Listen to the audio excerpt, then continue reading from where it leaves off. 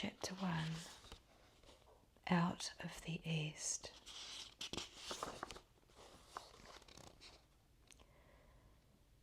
As the wind bloweth, I go now, and ye know not whither.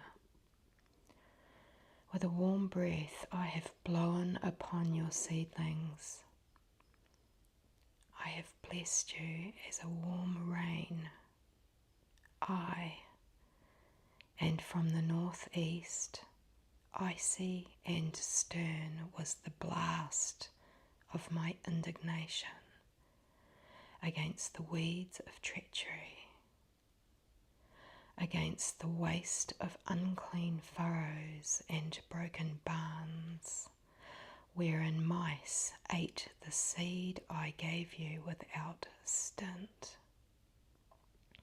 Now look ye to the harvest, for I go, and neither tear nor bell nor burning sacrifice shall summons me again to teach anew what I have taught so often that your ears are weary, and ye are fat from hearing and not doing.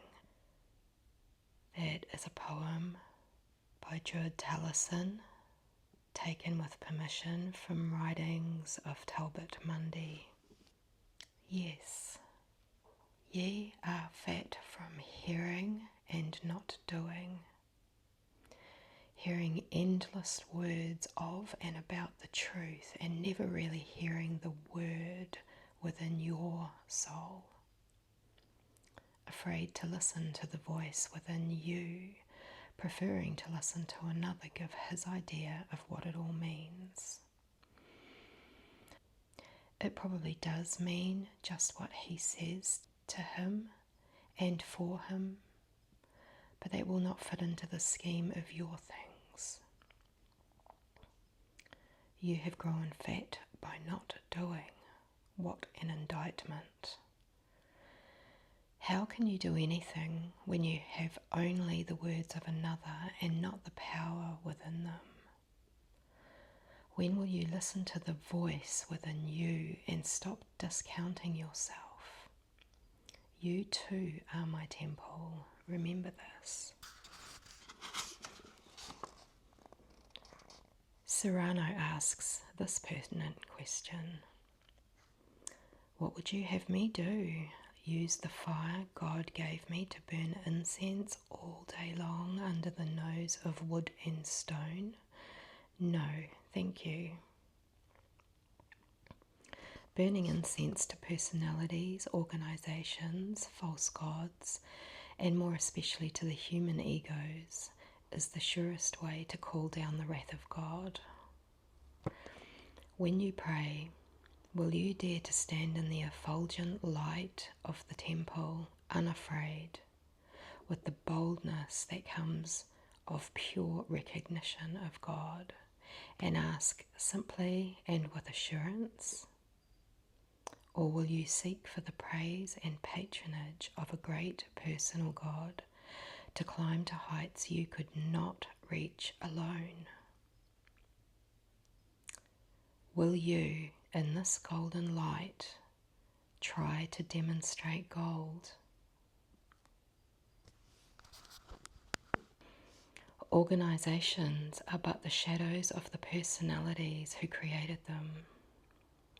When the energy of the personality is spent, the thing falls to pieces and becomes a memory. Without the spirit, nothing lasts. That is why Jesus warned against the worship of personalities. Call not me good.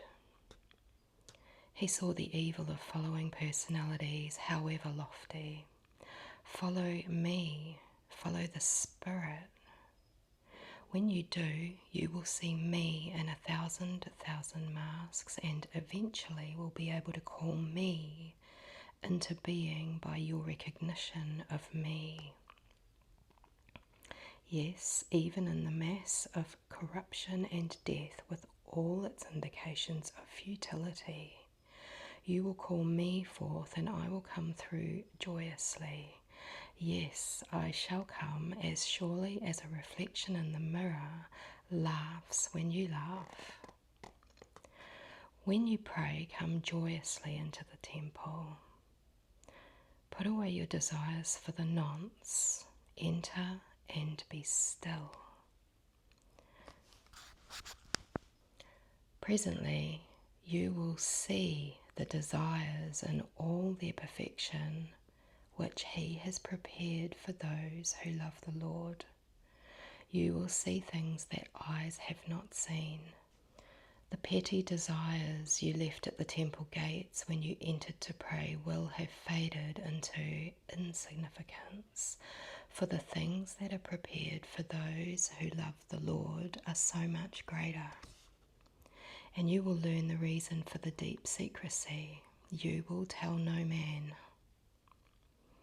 Here's another poem by Druid Tillotson, taken with permission from writings of Talbot Mundy. This is a goodie, this one. They're all goodies. This is me saying this isn't Walter, obviously. Here we go on the poem.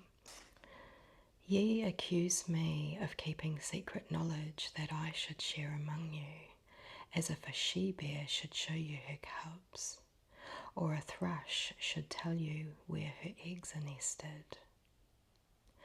There is nothing, nay, no knowledge hidden, saving only from him who seeketh the wherewithal to fatten ignorance. If ye have aught against your brother or yourself, first lay your gift on the altar. Stop the useless trying to get something. Pray the prayer of recognition and rejoicing for once and see what happens. Much will take place when you are ready, things more wonderful than you have planned or thought will happen. If I am to give you the desires of your heart, you must be able to take them. How can you take them if you are only trying to believe in a God who transcends all thought patterns of your life? How can you possibly receive the desires of your heart unless you realize that something greater than your thought process will bring them to pass? How can you succeed unless you have discovered that victories are not won on a battlefield of mental effort and argument, but in the garden of your heart? All belief in karmic debt will loosen and disappear the moment you enter the life which is in Jesus Christ. The moment you cease looking to the ancestors and their evil history by recognizing the Father, then the old karmic pictures become nil. Call no man, not any man, your Father. The divine impulsion which brought you into your temple body holds your destiny.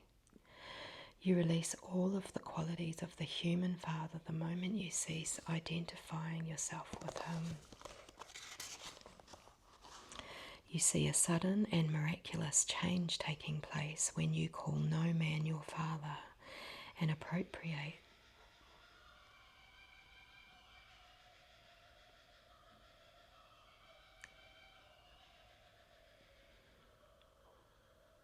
nice one. And appropriate the birthright of spirit and view your golden destiny stretching before you. Here's Druid Tillotson again, taken with permission from writings of Talbot Mundy. Slay him, shoot your arrows at the moon, ye impotently ignorant. He who hath earned a destiny shall run his course. Though earth, air, fire and sea were all in league against him, look then to your little evil, even that is fearsome because it is so little. Slay that, lest it betray you when the hour of his destiny sendeth him forth to test your manhood. Nothing can destroy the Christ within you once you have discovered its reality. Slay him. It is like shooting arrows at the moon. Nothing shall stop the onrush of his presence within you, hurrying in his unhurried way to the fulfillment of your divine destiny. You have released the fate of the man born of woman, few of days and full of trouble, and have entered into the divine heritage of the Son of God. You have earned a destiny and shall fulfill it with ease and beauty. Though earth, air, fire, and sea were all in league against him, nothing shall withstand the brightness of his coming. And that is the end of chapter 1, Out of the East.